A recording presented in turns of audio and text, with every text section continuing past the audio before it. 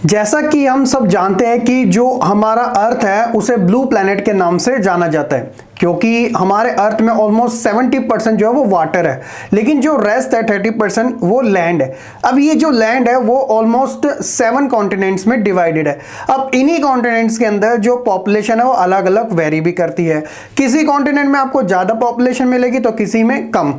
For example अगर मैं Asia का लूँ तो एशिया कॉन्टिनेंट जो है वर्ल्ड का सबसे लार्जेस्ट पॉपुलेशन वाला है, क्योंकि यहाँ पे दो ही ऐसी कंट्री है जो पूरे वर्ल्ड की जो टोटल पॉपुलेशन है उसका 40% कवर करते हैं, इंडिया एंड चाइना, जिसकी जो पॉपुलेशन है 1.4 बिलियन से प्लस की है। तो आप इस चीज से आइडिया लगा लीजिएगा कि कितना ज्यादा हमें डिस्ट्रीब्यूशन जो है पॉपुलेशन का वो अलग अलग तरीके से देखने को मिलता है। अब सिंपली बच्चों क्लास 9 की ज्योग्राफी में जो आपका लास्ट लेसन है पॉपुलेशन, इसी से रिलेटेड है, जिसके अंदर आप पॉपुलेशन के बारे में कवर करने वाले हो कि इनका डिस्ट्रीब्यूशन किस तरीके का होता है, इनका साइज कैसा होता है, क्वालिटी ऑफ पॉपुलेशन क्या है। सारे जो टॉपिक है आज की इस वन शॉट वीडियो में हम कवर करने वाले हैं। तो चलिए फिर बिना किसी देरी के साथ शुरू करते हैं आज के इस वीडियो को।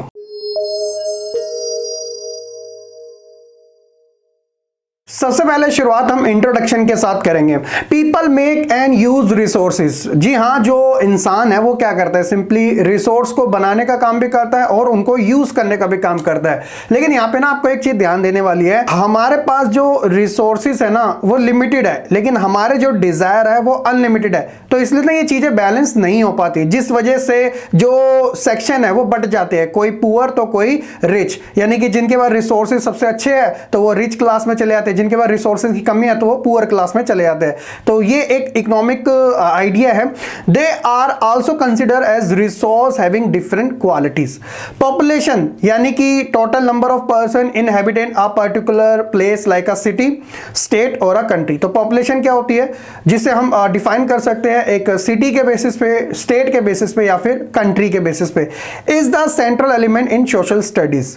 It is only the point of reference from which all other element are observed. तो आज की जो क्लास है हम इन्हीं के बारे में कवर करने वाले हैं। Human being are producer as well as consumer, यानी कि जो हम है वो एक तरीके से प्रोड्यूसर भी है और उसके साथ साथ कंज्यूमर भी है of the resources. So information about population of a country such as their size, distribution are important. अब वो कैसे है, तो ये तो हमारा इंट्रोडक्शन हो गया। अब हम एक एक करके इन्हीं टॉपिक को समझने की कोशिश करते हैं।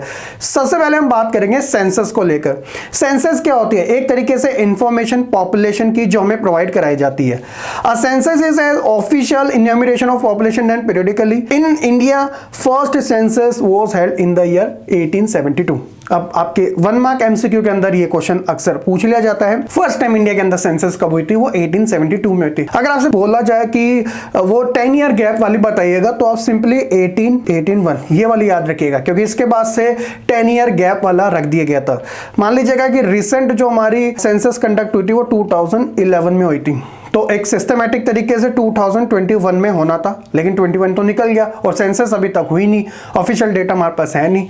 इसका रीजन है क्योंकि कोविड-19 की वजह से प्रोसेस थोड़ा डिले हो गया। अब कहा जाता है कि फाइनली 2024 के जो इलेक्शन है उसके बाद ये कंडक्ट करवाई जाएगी, लेकिन उससे पहले सिस्टमैटिक तरीके से जो एवरी 10 ईयर के बाद सेंसस है वो कंडक्ट करवाई जाती थी। मैं एग्जाम्पल देता हूँ, 2011 में इंडिया की जो पॉपुलेशन थी वो 1.21 बिलियन थी, यानी कि 121 करोड़ थी।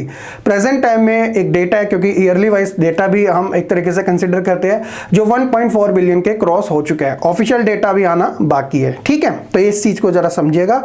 इसके बाद क्या बात की गई है, the data provided by the census cover below 3 major questions about the population. वो किस किस बारे में देखते हैं, सबसे पहले पॉपुलेशन का साइज और उनका डिस्ट्रीब्यूशन। जैसे मैंने आपको बताया था कि पूरे वर्ल्ड के अंदर अभी के समय 800 करोड़ की पॉपुलेशन है, तो ये जो 8 बिलियन पॉपुलेशन है वो इक्वल तरीके से डिस्ट्रीब्यूटेड नहीं है। हर एक कॉन्टिनेंट्स के अंदर आपको पॉपुलेशन अलग अलग देखने को मिलेगी, कहीं ज्यादा तो कहीं कम। आप सेम इंडिया के पॉइंट ऑफ व्यू से भी समझ सकते हो कि इंडिया के अंदर भी जो पॉपुलेशन है वो इक्वल तरीके से डिस्ट्रीब्यूटेड नहीं है। सभी स्टेट्स के अंदर कहीं पे ज्यादा है तो कहीं पे कम है। ठीक है, पॉपुलेशन की ग्रोथ एंड उनका प्रोसेस ऑफ चेंज को लेकर, क्योंकि इसके अंदर बर्थ रेट, डेथ रेट और साथ ही साथ माइग्रेशन भी इंक्लूडेड है, जो हमारा एक सेपरेट टॉपिक है जिसे हम आज ही की क्लास में कवर करेंगे, और साथ ही इसके कुछ कैरेक्टरिस्टिक्स या फिर क्वालिटीज ऑफ पॉपुलेशन को लेकर। तो ये तो हो गया आपका इंट्रोडक्शन से रिलेटेड सारी चीजें। अब जैसा कि मैंने आपको स्टार्टिंग में बताया था कि साइज एंड डिस्ट्रीब्यूशन काफी इंपॉर्टेंट है, तो क्या बात की गई है साइज एंड डिस्ट्रीब्यूशन को लेकर, देखिए ध्यान से। अब यहां से जो क्वेश्चन है वो ज्यादातर 1 मार्क एमसीक्यू में निकल के आते हैं। एज पर मार्च 2011, हम 2011 का डेटा इस वजह से ले रहे हैं, मैंने आपको ऑलरेडी बता दिया कि इंडिया में अभी ऑफिशियली जो सेंसस है वो कंडक्ट नहीं हुई, तो हाईली चांसेस है कि आपसे 2011 के अकॉर्डिंग ही जो क्वेश्चन है वो पूछे जाने वाले। ठीक है, India's population stood at 1210.6 million, तो ये बनता है हमारा 121 करोड़ के आसपास, which account for 17.5% of the world's population. यानी कि आप देख लीजिएगा इंडिया की जो पॉपुलेशन थी वो 121 करोड़ थी 2011 में, और ये पूरी वर्ल्ड पॉपुलेशन का 17% कवर करती है। इस बात से आइडिया लगा लीजिएगा कि इंडिया पॉपुलेशन के मामले में कितना ज्यादा आगे है। According to the data, Uttar Pradesh is the most populous state of India, which a population size of 199 million, which account for 16% of total India's population। तो बताया गया 2011 की सेंसस के अकॉर्डिंग उत्तर प्रदेश सबसे ज्यादा जनसंख्या वाला स्टेट था, जिसकी टोटल जो पॉपुलेशन है उसका साइज है 199 मिलियन, तो ये बनता है 19.9 करोड़, ऑलमोस्ट आप 20 करोड़ कह सकते हो, जो कि इंडियन पॉपुलेशन का 16% अकेले ही कवर करता है। वैसे प्रेजेंट टाइम में पॉपुलेशन जो है यूपी की वो 24 से ज्यादा हो चुकी है, 24 करोड़ से ज्यादा की हो चुकी है। उसी तरह सिक्किम को बताया गया है पॉपुलेशन के मामले में, यहाँ की जो पॉपुलेशन है वो 0.6 मिलियन, यानी कि ऑलमोस्ट 6 लाख, और लक्षद्वीप जो कि हमारा एक आइलैंड है और ये यूनियन टेरिटरी है, इसकी जो पॉपुलेशन है वो 64,429,000 पीपल। अब कितना ज्यादा आप देख सकते हो कि गैप हमें देखने को मिलता है। इसके अलावा इंडिया के टोटल ऐसे 5 स्टेट्स, जिसके अंदर उत्तर प्रदेश, महाराष्ट्र, बिहार, वेस्ट बंगाल और आंध्र प्रदेश शामिल है, जो कि इंडियन पॉपुलेशन का हाफ ऑफ, यानी कि ऑलमोस्ट 50%, यहां 49% दिया गया, ये कवर करते हैं। और इंडिया के अंदर टोटल स्टेट अभी 28 है, 5 ही ऐसे स्टेट है जो 50% पॉपुलेशन हमें यहीं देखने को मिलती है। तो इस बात से आइडिया लगा सकते हो कि कितना वेरी करता है अलग अलग जगह। ठीक है, इसके अलावा India population distribution by density. अब सबसे पहले आपको डेंसिटी समझनी पड़ेगी, हालांकि आपने साइंस में अच्छे तरीके से कवर कर रखी है, यहां पॉपुलेशन डेंसिटी की बात कर रहे हैं। अब population density is calculated as the number of person per unit area. यहां पर यूनिट एरिया के बेसिस पे हम पॉपुलेशन डेंसिटी को कवर करते हैं। मान लीजिएगा कि 1 स्क्वायर किलोमीटर में जो लोग रह रहे हैं वो कम भी रह सकते हैं, ज्यादा भी रह सकते हैं। तो इसका मतलब अगर ज्यादा रह रहे हैं तो हम क्या बोलेंगे कि वहां की जो पॉपुलेशन डेंसिटी है वो ज्यादा है, अगर कम रह रहे हैं तो कम है। अब ये कम और ज्यादा होने के कुछ रीजंस भी होते हैं। आपने देखा होगा कि वो लैंड जो फ्लैट होते हैं तो वहां पे पॉपुलेशन हमेशा ज्यादा देखने को मिलती है, क्योंकि वो ट्रांसपोर्ट के लिए सुटेबल माने जाते हैं और कोई भी आप चीज एक्टिविटी वहां पे कर सकते हो। अगर बात एग्रीकल्चर की है तो नॉर्थ इंडिया के जो फ्लैट लैंड है यहाँ पे मोर देन 80% हमें एग्रीकल्चर देखने को मिलता है, specially Haryana, Punjab, western UP. तो पूरे इंडिया का एग्रीकल्चर सिस्टम सारा यहीं पे सेंटर्ड है। ठीक है, इस बात से आप आइडिया लगा सकते हो। अगर हम स्टेट की बात करें तो बहुत सारे ऐसे स्टेट है जहां की पॉपुलेशन डेंसिटी काफी हाई है और बहुत ऐसे स्टेट है जहां की पॉपुलेशन डेंसिटी काफी लो है। तो ये फैसिलिटीज के बेसिस पे डिसाइड होता है। ज्यादातर लोग उन्हीं जगह पे रहना पसंद करते हैं जो उनके लिए सुटेबल हो, यानी कि वहां का क्लाइमेट अच्छा हो, फैसिलिटीज अवेलेबल हो, ताकि वो अच्छे तरीके से ग्रो कर सके। The population density of India in the year 2011 was 382 person per square kilometer, making it one of the most densely populated countries of the world। तो 2011 की सेंसस के अकॉर्डिंग इंडिया की जो पॉपुलेशन थी डेंसिटी के basis पे 382 पर square kilometre में इंडिया के लोग रहते हैं। तो आप लगा लीजिएगा, क्योंकि इंडिया का जो टोटल लैंड एरिया है वो 3.28 मिलियन स्क्वायर किलोमीटर है, यानी कि 32 लाख ऑलमोस्ट। ठीक है, अब इसके अंदर पर स्क्वायर किलोमीटर 382 लोग आते हैं। मैं आपको एग्जांपल देता हूं, जैसे जो रशिया है ना, रशिया का जो लैंड है वो हमसे कई गुना ज्यादा है, लेकिन अगर वहां की अगर आप पॉपुलेशन देखोगे वो सिर्फ 14 करोड़ के आसपास है।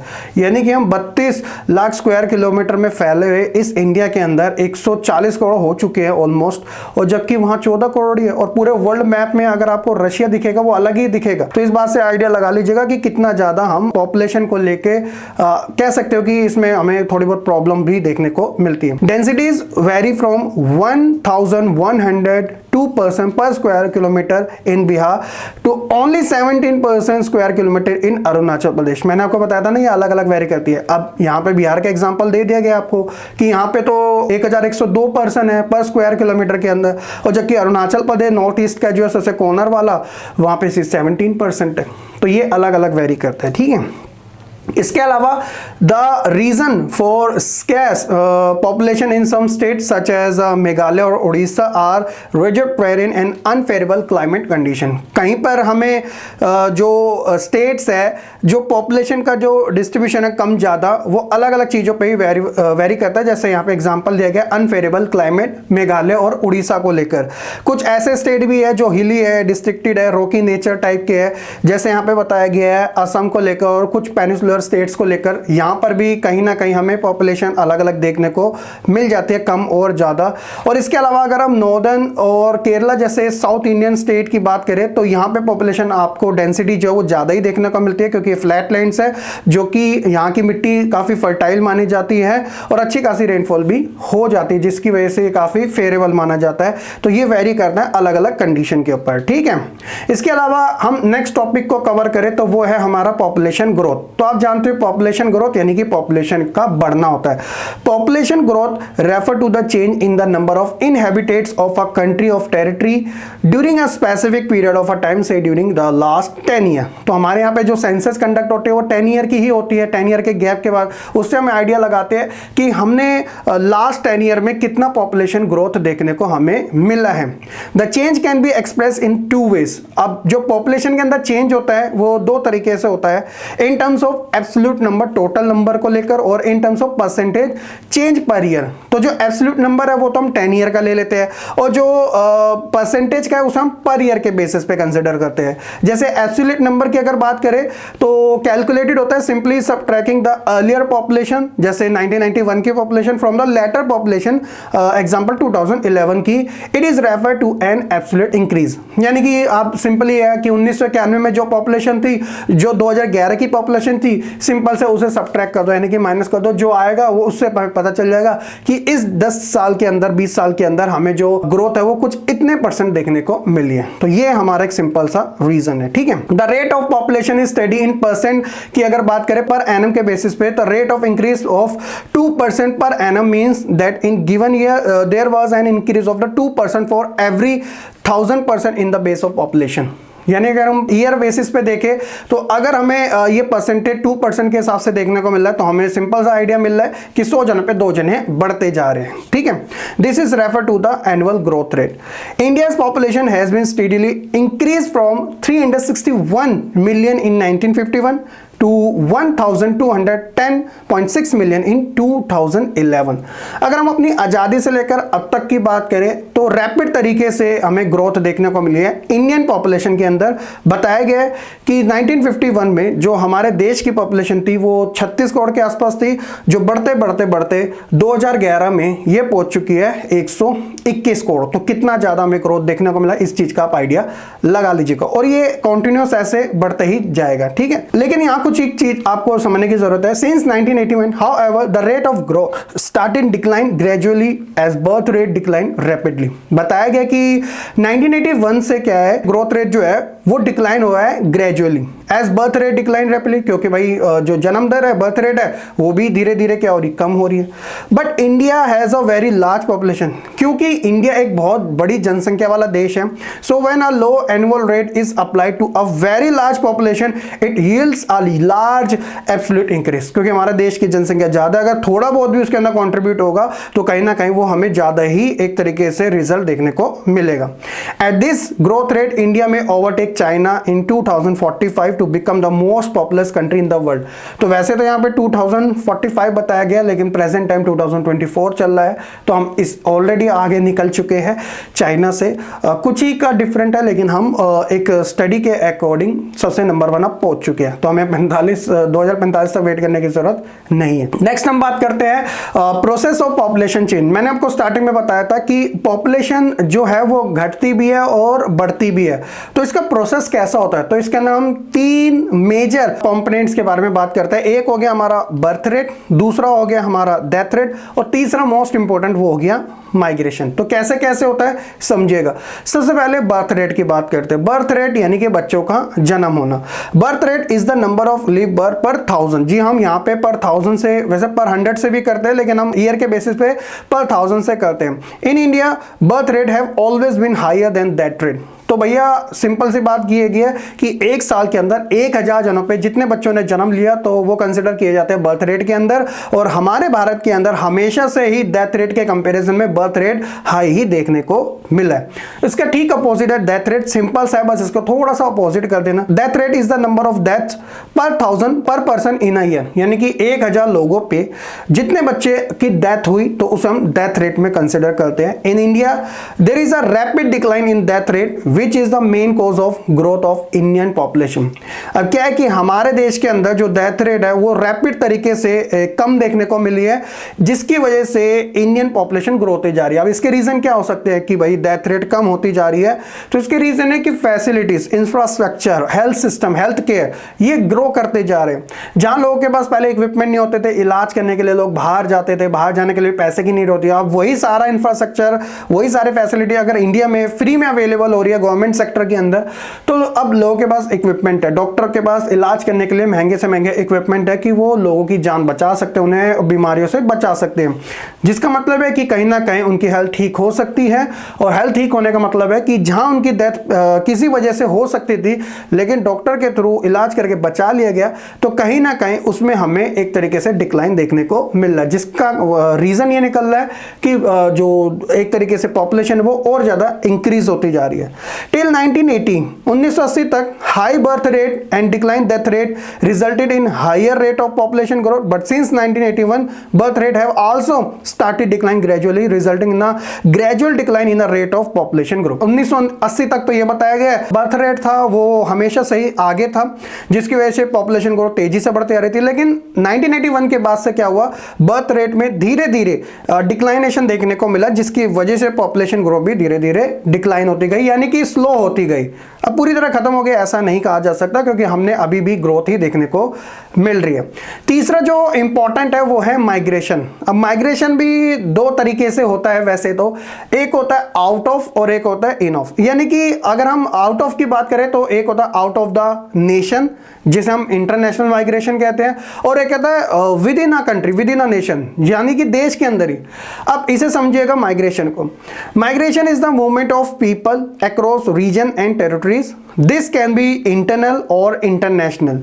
अब सिंपली क्या होता है, अगर हम इंटरनेशनल माइग्रेशन को समझ रहे हैं तो इसमें सिंपली ये है कि अगर कोई पर्सन इंडिया से जाके किसी दूसरी कंट्री में सेटल हो गया और वहां की उन्होंने सिटीजनशिप ले ली, तो ये तो हो गया इंटरनेशनल माइग्रेशन, जिसे हम एनआरआई कहते हैं, नॉन रेसिडेंट इंडियंस। यानी कि वो लोग जो जिनकी पैदाइश तो इंडिया में हुई थी लेकिन अब वो किसी दूसरी कंट्री की सिटीजनशिप ले चुके हैं, लेकिन वो कहलाए जाते हैं एनआरआईज। ठीक है। एक होता है विद इन द कंट्री, यानी कि देश के अंदर। अब देश के अंदर अगर माइग्रेशन हो रहा है, लोग एक जगह से दूसरी जगह शिफ्ट हो रहे हैं, कोई दिल्ली से मुंबई हो रहा है, कोई मुंबई से कोलकाता हो रहा है, तो इसका मतलब है कि इसमें पॉपुलेशन में कोई ज्यादा फर्क नहीं पड़ रहा है। इंडिया की जो पॉपुलेशन है वही है, लेकिन स्टेट के अंदर ये फर्क पड़ रहा है। अगर दिल्ली से कोई एक पर्सन मुंबई जा रहा है तो दिल्ली की एक पॉपुलेशन माइनस हो रही है और मुंबई की एक पॉपुलेशन बढ़ रही है। ये हमें फर्क देखने को मिलता है। Internal migration does not change the size of population. जी हाँ, इंटरनल जो माइग्रेशन हो रहा है, क्योंकि लोग देश के अंदर बाउंड्री के अंदर ही तो एक जगह से दूसरी जगह कर रहे हैं, तो जितनी देश की जनसंख्या उतनी ही रहेगी, but change the distribution of population with in the nation. लेकिन कहीं ना कहीं स्टेट्स के अंदर में चेंजेस देखने को मिलता है। In India most migrations have been from rural to urban. जी हाँ, rural to urban areas because of adverse condition of poverty and unemployment in the rural areas and increase employment opportunity and better living condition in city. बताया गया है हमारे देश के अंदर जो ज्यादातर माइग्रेशन है वो रूरल टू अर्बन एरियाज में देखने को मिलते हैं, और इसका रीजन सिंपल सा है कि लोग जो है वो पॉवर्टी और अनएम्प्लॉयमेंट की वजह से रूरल एरिया से अर्बन एरिया की ओर ज्यादा शिफ्ट हो रहे हैं, एक अपॉर्चुनिटी की तलाश में, ताकि उन्हें अच्छा एम्प्लॉयमेंट मिल सके, जो उनका लिविंग स्टैंडर्ड है वो बेटर हो सके। अब इंडिया के अंदर बेसिकली 4 तरीके ऐसे हैं जिसमें लोग माइग्रेट होते हैं। एक होता है रूरल टू रूरल, एक गांव से दूसरे गांव माइग्रेट हो जाना। एक होता है रूरल टू अर्बन, यानी कि गांव से शहर में माइग्रेट हो जाना। एक होता है अर्बन टू अर्बन, एक शहर से दूसरे शहर माइग्रेट होना। और एक होता है अर्बन टू रूरल, यानी कि शहर से लोग गांव की ओर जाते हैं। अब देखा जाए इन चारों कंडीशन में जो सबसे ज्यादा लोग माइग्रेट करते हैं वो है रूरल टू अर्बन। और रीजन बड़ा सिंपल सा है, better opportunities, better standard of living, अच्छा एम्प्लॉयमेंट, ये सारे रीजन है। क्योंकि शहर के अंदर इंडस्ट्रियलाइजेशन सबसे ज्यादा देखने को मिलता है, अर्बनाइजेशन, जिसके वजह से लोगों को कोई पर्टिकुलर एक फील्ड में ना होके उनके पास वेरियस ऑप्शन होता है, वो किसी भी फील्ड में वर्क कर सकते हैं और अच्छा अर्निंग भी कर सकते हैं, अच्छे एनवायरनमेंट में रह सकते हैं, फैसिलिटीज की कोई कमी नहीं होती है। बाकी के भी माइग्रेशन हमें देखने को मिलते हैं। For example rural to rural भी होता है, लेस होता है, कम होता है, ज्यादातर ये फीमेल्स के साथ होता है। फीमेल्स के साथ तो चारों कंडीशन अप्लाई होती है, जस्ट बिकॉज ऑफ मैरिज। देखो, अगर एक फीमेल की मैरिज होती है मेल से, अगर मान लीजिएगा मेल कोई पर्टिकुलर किसी दूसरी जगह से है, तो ऑब्वियसली उसे माइग्रेट होना ही पड़ेगा, चाहे वो रूरल टू रूरल हो, अर्बन टू अर्बन हो, अर्बन टू रूरल भी हो। जी हाँ, शहर से गांव की ओर भी होता है, बड़ा लेस है लेकिन होता है। दूसरी कंडीशन जॉब लगने की भी होती है। कोई पर्टिकुलर एक जगह रह रहा है, कहीं दूसरी जगह उसकी जॉब लगी है तो उसे माइग्रेट होना पड़ता है, कभी कभार सिंगल तो कभी कभार फैमिली के साथ। तो ये सारे रीजंस है। अब इसके अंदर 2 चीजें आती है, उसे आप समझ लीजिएगा। माइग्रेशन के केस में एक होता है पुल फैक्टर, एक होता है पुल फैक्टर और एक होता है पुश फैक्टर। माइग्रेशन के 2 टाइप्स होते हैं, पुल फैक्टर, पुश फैक्टर। नाम से पता चलता है पुल यानी कि अट्रैक्ट होना, और ये भी मैं कंडीशन अप्लाई करूंगा रूरल टू अर्बन में। लोग अपनी जगह छोड़ के शहर में क्यों आ रहे हैं? पुल फैक्टर, उन्हें पता है कि शहर में अपॉर्चुनिटीज हैं, स्टैंडर्ड ऑफ लिविंग बेटर हो सकता है, अच्छी अर्निंग हो सकती है, अच्छा एजुकेशन मिल सकता है, फैसिलिटीज मिल सकती है, तो वो खींचे चले आ रहे हैं, अट्रैक्शन है, तो वो अपनी जगह को छोड़ के शहरों में आ जाते हैं। एक होता है पुश फैक्टर, मतलब इंसान जाना नहीं चाहते लेकिन क्या करे, कंडीशन कुछ ऐसी हो चुकी है, बार बार अकाल आ जाते हैं, बाढ़ आ जाती है, खेती बाड़ी खराब हो जाती है और उस कंडीशन में सरवाइव करना मुश्किल हो जाता है। तो मजबूरी के कारण लोग जब अपनी जगह को छोड़ते हैं उसे हम पुश फैक्टर में कंसिडर करते हैं, और मजबूरी मैंने आपको बताई दी। तो ये दोनों टाइप्स आप अच्छे से याद रखिएगा, ठीक है। तो ये है प्रोसेस ऑफ पॉपुलेशन चेंज का, बर्थ रेट, डेथ रेट और माइग्रेशन, जिसमें हमें पॉपुलेशन में चेंजेस देखने को मिलते हैं। होप सो कि आपको ये जो टॉपिक है वो अच्छे से समझ आ चुका होगा, क्योंकि एग्जाम में डायरेक्टली सेपरेट तरीके से 3 और 5 मार्क्स में आपसे पूछ लिया जाता है। नेक्स्ट हम बात कर लेते हैं माइग्रेशन के क्या इफेक्ट पड़ते हैं। It change the population size, obviously वो तो चेंज होना ही है। It also change the population composition of the urban and rural population in terms of age and sex composition. पूरा स्ट्रक्चर बदल जाता है कि मेल फीमेल भी घट जाते हैं, बढ़ जाते हैं, पूरा जो कॉम्पोजिशन है वो भी चेंज हो जाता है। In India, the rural-urban migration has resulted a steady increase in the percentage of population in cities and town. तो काफी तेजी से हमें ग्रो देखने को मिला है रूरल टू अर्बन, जिसके कारण हमें ये देखने को मिला है जो सिटीज और टाउन्स है वो भर भर के अब बढ़ते ही जा रहे हैं। अब दिल्ली का एग्जांपल ले लीजिएगा, दिल्ली एक यूनियन टेरिटरी है और देश की कैपिटल भी है, और दिल्ली के अंदर जो पॉपुलेशन है वो 3 करोड़ से ज़्यादा की हो चुकी है। और दिल्ली को अगर आप नक्शे में देखोगे तो आपको बहुत ही छोटी देखने को मिलेगी, लेकिन जस्ट बिकॉज की यहाँ पे फैसिलिटीज़ हैं, इंफ्रास्ट्रक्चर अच्छा है, स्टैंडर्ड लिविंग है लोगों के पास ठीक ठाक, तो इस वजह से लोग अट्रैक्ट होकर दिल्ली की साइड ज़्यादा आते हैं। और ऐसी ही बहुत मेगा सिटीज़ भी हैं, चाहे आप मुंबई का एग्जांपल लो, कोलकाता का, चेन्नई का, हर जगह यही कंडीशन है, ठीक है। नेक्स्ट हम बात करते हैं एज कॉम्पोजिशन को लेकर। अब देखिए, मैंने आपको स्टार्टिंग में बताया था रिसोर्सेज की वजह से क्या होता है कि कंट्री डिसाइडेड हो जाती है कि ये कंट्री डेवलप्ड है और ये कंट्री अंडर डेवलप्ड है या फिर डेवलपिंग है। तो इसके अंदर कहीं ना कहीं इंपॉर्टेंट रोल होता है एज कॉम्पोजिशन का। किसी भी देश के लिए उसकी जो पॉपुलेशन है वो काफी मैटर करती है, क्योंकि जीडीपी में रोल उन्हीं का इंपॉर्टेंट है। ये एज कॉम्पोजिशन किस स्ट्रक्चर के बेसिस पे जाना जाता है उसे आप समझिएगा। The age composition of a population refer to the number of people in different age group in a country. अब ऐसा तो नहीं है कि एक देश के अंदर सारी महिलाएं हैं, या एक देश के अंदर सारे बुजुर्ग हैं, या एक देश के अंदर सारे जवान ही है, अलग अलग है ना, तो उनका स्ट्रक्चर जो होता है वो एज कॉम्पोजिशन कहलाया जाता है। The number and percentage of the population found within the children, working age and age group are notable determination of the population, social and economic structure। तो वो 3 तरीके का होता है, जैसे 1, 2, 3 में पहले बात करते हैं हम चिल्ड्रन, दूसरे हम बात करते हैं वर्किंग एज की, और तीसरी हम बात करते हैं एज ग्रुप की। एक एक करके समझते हैं, बड़ा सिंपल सा टॉपिक है। सबसे पहले चिल्ड्रन वाली की बात करते हैं। ये जो एक एज स्ट्रक्चर होता है प्राइमरी होता है और इसे डिपेंडेबल के नाम से जाना जाता है, यानी कि ये डिपेंड्स होता है, यानी कि इन्वेस्टेबल होता है, अर्निंग नहीं करता।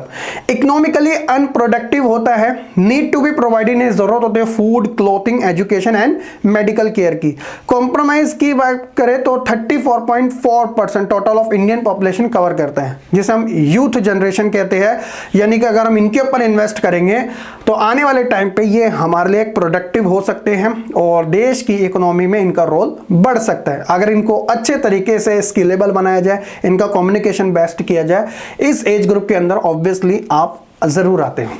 नेक्स्ट है जो देश को आगे बढ़ाने का काम करते हैं, यानी कि ये प्रोडक्टिव ग्रुप होता है, जिसे हम वर्किंग एज कहते हैं। एक्टिव पॉपुलेशन, इकोनॉमिकली ये प्रोडक्टिव होता है एंड बायोलॉजिकली रिप्रोडक्टिव भी होता है। जी हाँ, ऑब्वियसली तो प्रोडक्टिव है इकोनॉमिकली क्योंकि वर्किंग एज ग्रुप है, और साथ ही रिप्रोडक्टिव भी है बायोलॉजिकली क्योंकि पॉपुलेशन को बढ़ाने में, न्यू पॉपुलेशन, न्यू जनरेशन लाने में इनका रोल सबसे ज्यादा होता है।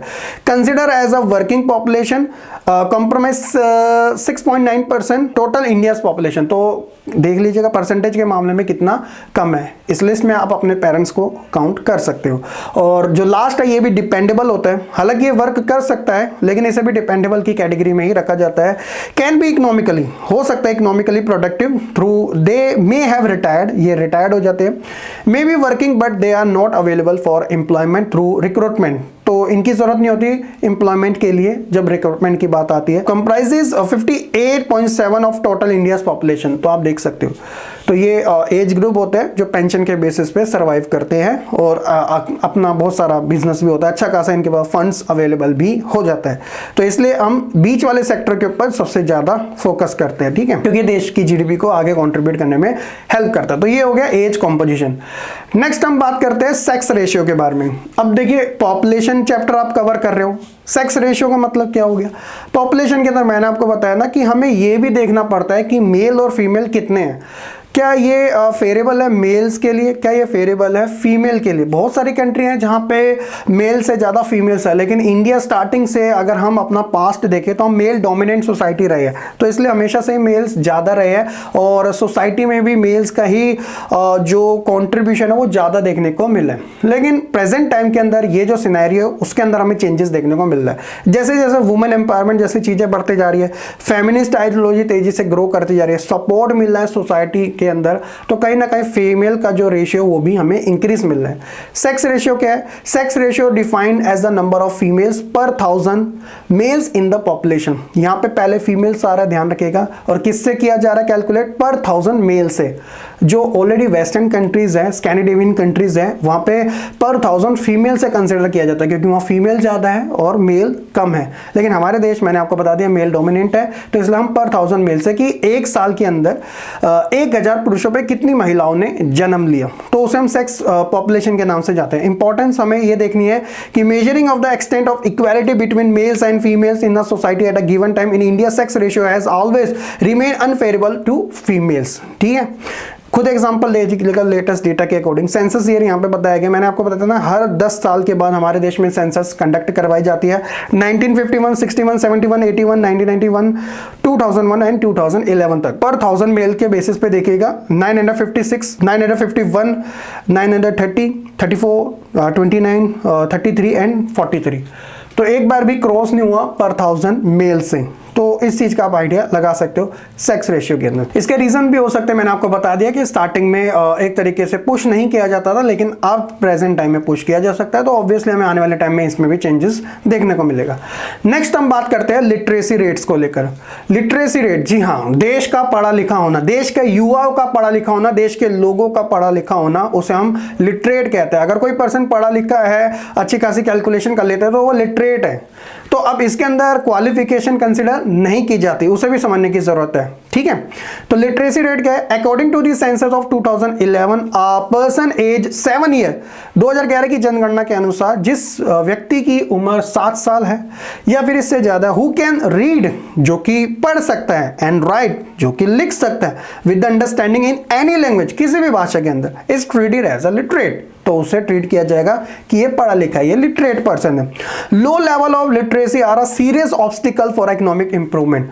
अगर लिटरेसी रेट कम होगा तो ये एक तरीके के सीरियस ऑब्स्टिकल है, यानी कि बहुत बड़ी बाधा है इकोनॉमिक इंप्रूवमेंट के अंदर। The literacy rate in a country as per the census 2011 is 73%। तो 2011 की जनगणना के अनुसार हमारे देश की जो लिटरेसी रेट था वो 73% था।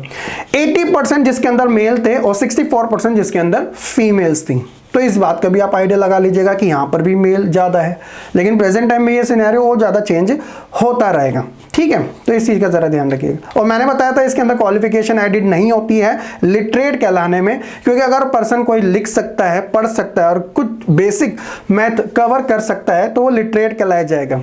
क्वालिफिकेशन उसके करियर के लिए मैटर करती है, ठीक है, जिस फील्ड में वो जाना चाहता है। नेक्स्ट हम बात करते हैं ऑक्यूपेशनल स्ट्रक्चर के बारे में। नाम से पता चल रहा है ऑक्यूपेशनल यानी कि काम के according. The distribution of the population according to the different types of occupation refer to as a occupational structure. ठीक है, अब लोग कोई एक एक्टिविटी में थोड़ी है, मैंने आपको पहले ही बता रखा है इकोनॉमिक एक्टिविटी के अंदर हम अलग अलग चीज़ों के बारे में कवर करते हैं, जैसे primary activity, secondary activity, tertiary activities. तो ऑक्यूपेशनली जो एज ग्रुप होता है वो इन्हीं चीज़ों में क्लासिफाइड है। प्राइमरी एक्टिविटीज की बात करें तो ये लैंड से रिलेटेड है, जिसके अंदर हम रो की बात करते हैं। रो मतलब होता है कच्ची चीज़ें, कच्चा माल। तो इसे हम एग्रीकल्चर फील्ड के नाम से भी जानते हैं, जिसके अंदर एनिमल हस्बेंड्री भी आ जाता है, फॉरेस्ट्री, फिशिंग, माइनिंग, क्वेरिंग, ये सारी चीज़ें इसके अंदर इंक्लूडेड होती है। तो सिंपली क्या होता है, इसमें हम रॉ मटेरियल का यूज करते हैं। अब ये जो रॉ मटेरियल होता है वो सेकेंडरी एक्टिविटी में यूज किया जाता है। ठीक है, सेकेंडरी एक्टिविटी जिसे हम इंडस्ट्री से रिलेटेड या मैन्युफैक्चरिंग कहते हैं, कि एक रॉ मटेरियल के बेसिस पे हमने एक रेडी प्रोडक्ट बना दिया। मान लीजिएगा कि पेड़ है, पेड़ के अंदर लकड़ी है, लकड़ी से हमने बेड बना दिया, अलमीरा बना दी या कोई भी फर्नीचर बना दिया। ठीक है, तो हर चीज के अंदर ये पेन से लेकर ये टी शर्ट से लेकर हर चीज के अंदर रॉ का यूज किया जाता है, जो प्राइमरी एक्टिविटी से ही लिया जाता है, और सेकेंडरी एक्टिविटी में मशीनों के थ्रू उसको एक रेडी प्रोडक्ट में कन्वर्ट कर दिया जाता है। ठीक है, इसलिए इसे मैन्युफैक्चरिंग इंडस्ट्री कहते हैं। और एक तरीके से बिल्डिंग, कंस्ट्रक्शन, ये सारी चीजें इसी के अंदर आती है। और तीसरी जो चीज होती है, इन चीजों को पुश करने के काम करते हैं, जिसे हम सर्विस सेक्टर कहते हैं। टर्शरी एक्टिविटी जो सर्विस से रिलेटेड होता है। सर्विस किसी भी चीज की हो सकती है। अब इतने बड़े बड़े प्रोडक्ट बना दिए, उसे मार्केट में लेके जाना है, कैसे, हाथ से लेके जाएंगे? नहीं, ट्रांसपोर्ट इसके अंदर इंपॉर्टेंट है। एक जगह से दूसरी जगह, स्टेट के अंदर स्टेट जाएगा, स्टेट के बाहर भी जाएगा ट्रांसपोर्ट, चाहे वो रोड के थ्रू जाए, एयरवे के थ्रू जाए, पानी के थ्रू जाए, किसी भी तरीके से जाए।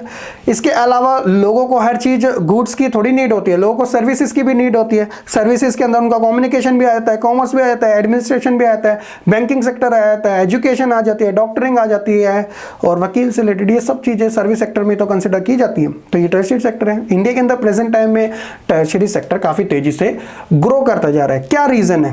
पहले तो हम जाने जाते थे अपने प्राइमरी एक्टिविटी, यानी कि हम एक एग्रीकल्चर कंट्री के नाम से जाने जाते थे, क्योंकि हमारी मोर देन 70% जो पॉपुलेशन थी वो एग्रीकल्चर के अंदर इन्वॉल्व थी।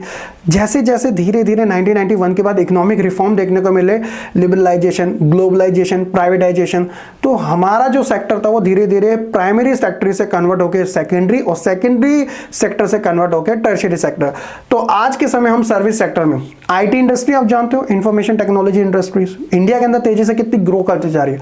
जो भी मल्टीनेशनल कंपनी आती है यहाँ पे एक तरीके से सर्विस सेक्टर के अंदर इन्वॉल्व हो जाती है, और यहाँ पे एम्प्लॉयमेंट किन्हें मिलता है? इंडियंस को मिलता है। पूरे वर्ल्ड के अंदर सॉफ्टवेयर इंजीनियर इंडिया ही प्रोड्यूस करता है। तभी देख लीजिएगा बाहर की बड़ी बड़ी कंपनियों के जो सीईओ है ना, वो सब इंडियंस ही आपको ज्यादा देखने को मिलेंगे। ठीक है, developed nation have a higher proportion of the people in a secondary and tertiary activity, while developing nation have a higher proportion of their workforce engage in a primary activity. जैसे बताया गया, जो ऑलरेडी डेवलप्ड कंट्रीज है वहां पे जाता है जो पीपल है उनका प्रोपोर्शन अगर देखा जाए वो किस चीज में इन्वॉल्व है, तो वो सेकेंडरी और टर्शरी एक्टिविटी में इन्वॉल्व है, क्योंकि वहां पे एग्रीकल्चर लेस देन होती है। वो एक तरीके से जो होता है ना आर्टिफिशियल तरीके की, वो उन सारी चीजों को कवर आराम से कर लेते हैं। ठीक है, और डेवलपिंग नेशन इंडिया जैसे देश के अंदर तो लोग ज्यादा प्राइमरी एक्टिविटी के अंदर ज्यादा रहते हैं।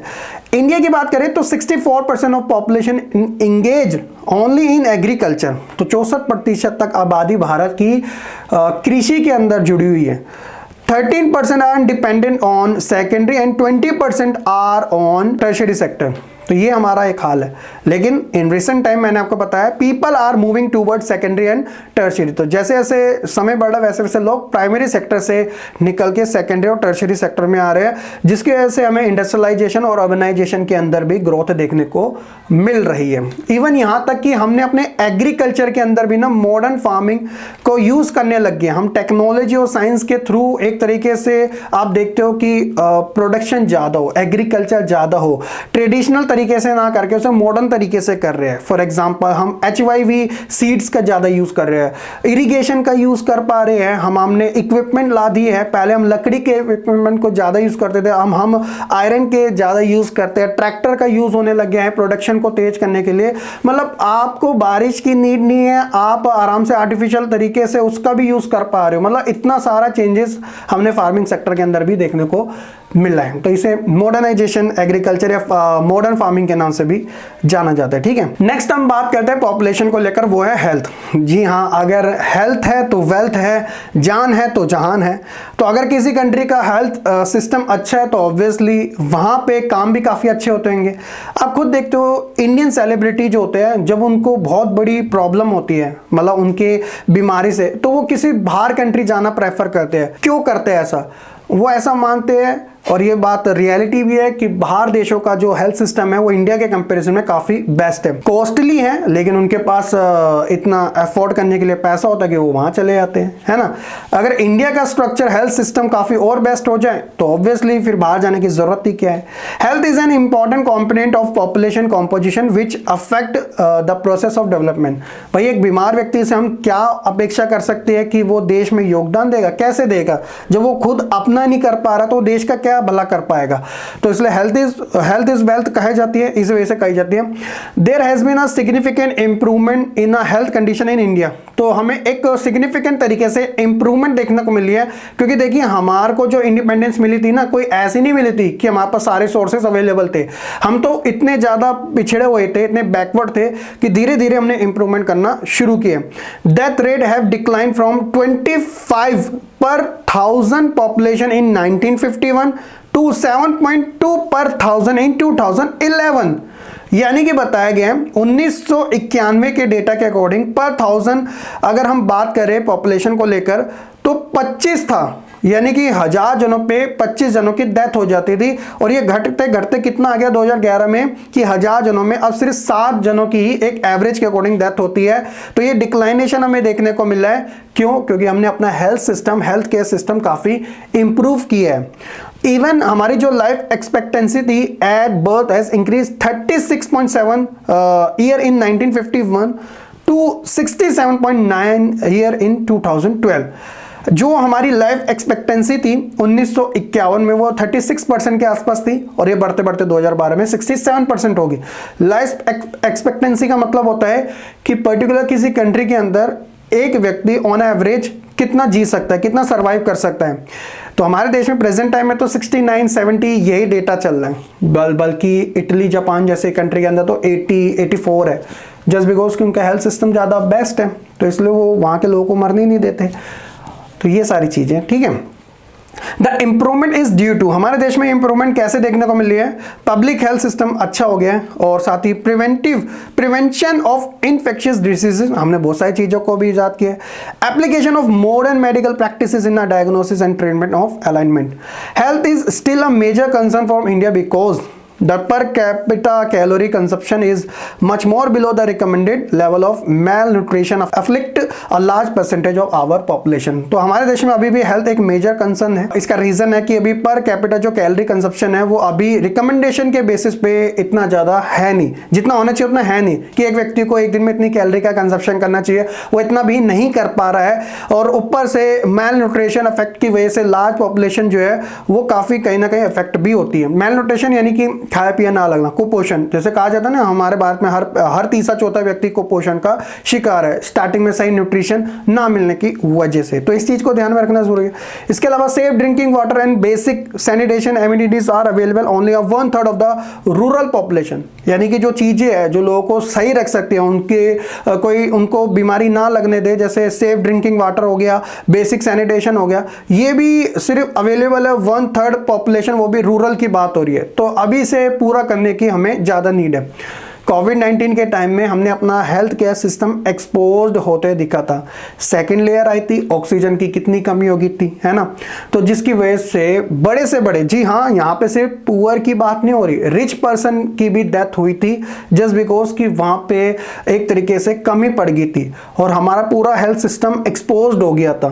तो हमें इन चीज़ों के ऊपर बहुत ज़्यादा वर्क करने की नीड है, ज़्यादा से ज़्यादा फैसिलिटीज़ अवेलेबल हो लोगों के पास, ताकि जब कोई ऐसी पेंडेमिक जैसी सिचुएशन है तो हम पहले से ही ऑलरेडी रेडी रहें। ठीक है। द एज ग्रुप, नेक्स्ट हम बात करते हैं एडोलसेंट पॉपुलेशन। तो ये वही है जिससे रिलेटेड आप हो। जी हम, the age group of 10 to 19 year are consider as adolescent population.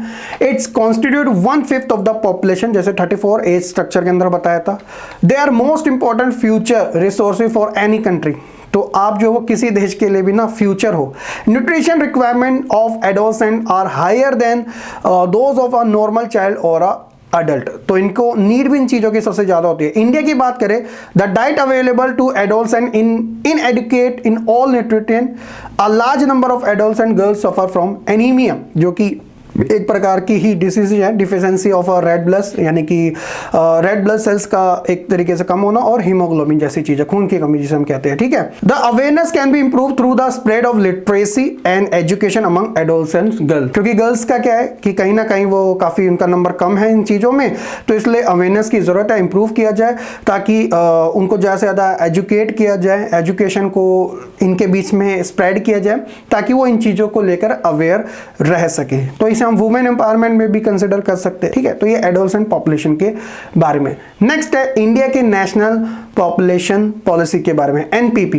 1 number 2 number में क्वेश्चन जरूर पूछा जाता है। The government of India initiated a comprehensive family planning programme in 1952 for improving individual health and welfare. तो पहला जो आया था हमारे यहाँ आफ्टर इंडिपेंडेंस वो 1952 में आया था, फैमिली प्लानिंग प्रोग्राम, जिसके बाद इंडिविजुअल की हेल्थ और उनके वेलफेयर के ऊपर ध्यान दिया गया था। अब ये एग्जाम में भी क्वेश्चन पूछ लिया था कि फर्स्ट आया कब था। It sought to promote responsible and plan parenthood on a voluntary basis. National population policies 2000 is the peak of year of plan effort.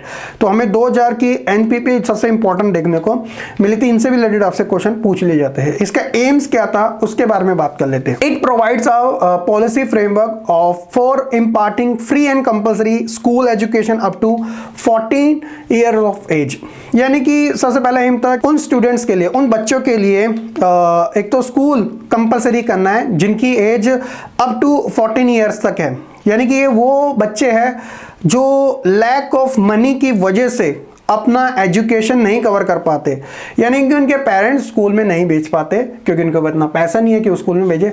तो गवर्नमेंट ने ये इनिशिएटिव लिया था, इसे हमने राइट टू लिबर्टी यानी कि right to freedom article number 19 से 22 के बीच में जो article number right to life के अंदर ऐड किया गया है आर्टिकल नंबर 21A के अंदर कि 6 से 14 साल के बच्चों को free and compulsory education provide कराना, क्योंकि गवर्नमेंट उनका खुद स्कॉलरशिप से लेकर उनकी ड्रेस से लेकर उनकी स्टडी से लेकर सारा खर्चा खुद उठाएगी। आप बस अपने बच्चे को स्कूल में भेजिए। क्यों? क्योंकि ऐसे स्टूडेंट्स, ऐसे जो बच्चे होते हैं वो किसी ऐसी कंडीशन में वर्क कर रहे होते हैं जो उनकी हेल्थ के लिए बिल्कुल भी ठीक नहीं होता। किसी फैक्ट्री में, किसी टी स्टॉल के ऊपर, किसी बड़ी कंपनी के अंदर छोटा मोटा काम करना, झाड़ू पोछा करना, तो उनके लिए ये ठीक नहीं है, जिसकी वजह से वो स्केलेबल नहीं हो पाते और अपनी सर्वाइवल जिंदगी में हमेशा से ही फंसे रहते हैं। तो अगर उनके ऊपर इन्वेस्ट किया जाए एजुकेशन के बेसिस पे तो वो अपनी पॉवर्टी को भी दूर कर सकते हैं, फ्यूचर में अच्छा एक एम्प्लॉय बन के एक अच्छा बिजनेसमैन बनकर। ठीक है। दूसरा एम क्या था?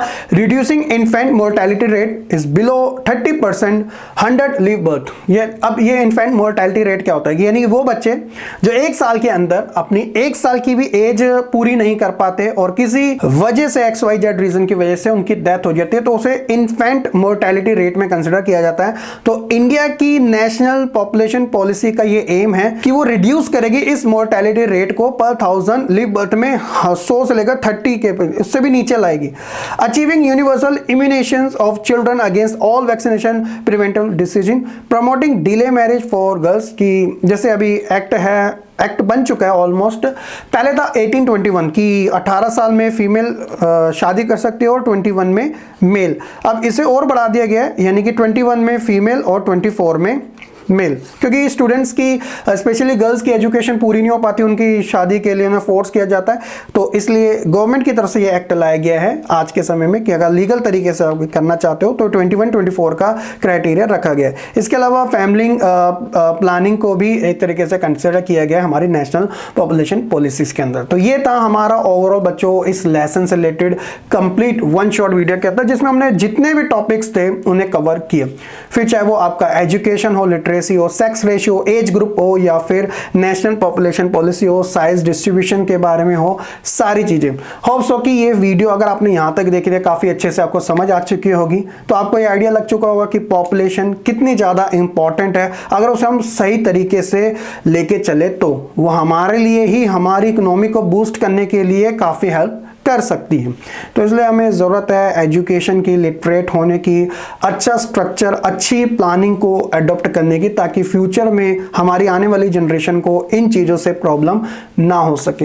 होप्स हो कि आपको ये वन शॉट वीडियो काफ़ी अच्छे से समझ आ चुकी होगी। वीडियो को लाइक, कमेंट, शेयर करने के साथ चैनल को सब्सक्राइब करना बिल्कुल ना भूलिएगा। बाकी हम मिलेंगे फिर अपनी एक वन शॉट वीडियो में, तब तक के लिए आप खुश रहे, पढ़ते रहे और ऐसे ही आगे बढ़ते रहे।